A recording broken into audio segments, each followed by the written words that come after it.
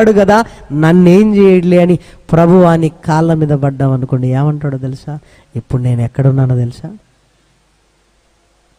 తీర్పు తీర్చే న్యాయవాదిని, నేను జడ్జిని.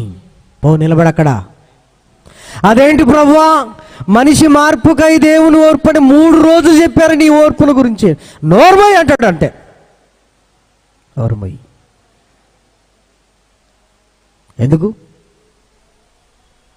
ఒరేయ్, నువ్వు బ్రతికున్నంత వరకేరా నా ఓర్పు, నువ్వు చచ్చిపోతే కాదు. ఇప్పుడు నువ్వు చేసిన క్రియలకు ప్రతిఫలాన్ని నీకు ఇవ్వాలి. నేను న్యాయవంతుణ్ణి. నిలబడు. గజ గజ గజ వణుకుతుంటాం ప్రేమన దేవుని పిల్లలారా. నా కొరకు ప్రాణం పెట్టిన ఈయనేనా మాట్లాడుతుంది? యేసయ్యా అని ఏడుస్తూ ప్రార్థన చేసినప్పుడు ఓదార్చిన ఈయనేనా ఇదిగో నాతో మాట్లాడుతుంది? తట్టుకోలేం ప్రేమన వారలారా. అందుకే చెప్తాడు, ఆయనను పొడిచిన వారు కూడా ఆయనను చూచెదరు. బతకనోడికి ఎలా ఉండాలి? పొడిచిన వాడికి ఎలా ఉండాలి? ఈ మహనీయున్నా నేను పొడిచింది గజ గజ వణికిపోతుంటాం ప్రేమన దేవుని పిల్లలారా. ఏమంటే ఇక్కడ నెమ్మదిగా కూర్చొని వింటున్నా. కానీ ఒకరోజు ఆయన న్యాయపీఠము ఎదుట నిలబడినప్పుడు మంచివైనను సరే చెడ్డవైనను సరే, ఏమండి, తమ క్రియల చొప్పున వాళ్ళు తీర్పు పొందాలి. ఆయన న్యాయపీఠం ఎదుటికి రావాలి. కొరింథీయులకు రాసిన రెండవ పత్రిక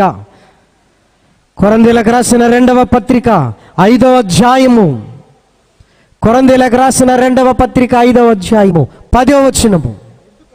ఎందుకనగా తాను జరిగించిన క్రియల చొప్పున అవి మంచివైనను సరే చెడ్డవైనను సరే, దేహముతో జరిగించిన నీ వ్యభిచారము, నీ తాగుడు, నీ ధనాపేక్ష, నీ అల్లరి, నీ అసూయ, నీ ధనాపేక్ష, ప్రతి పాపము, దేహముతో జరిగించిన ప్రతి వాటికి వాటి ఫలమును ప్రతి వాడును పొందుకొనవలెను.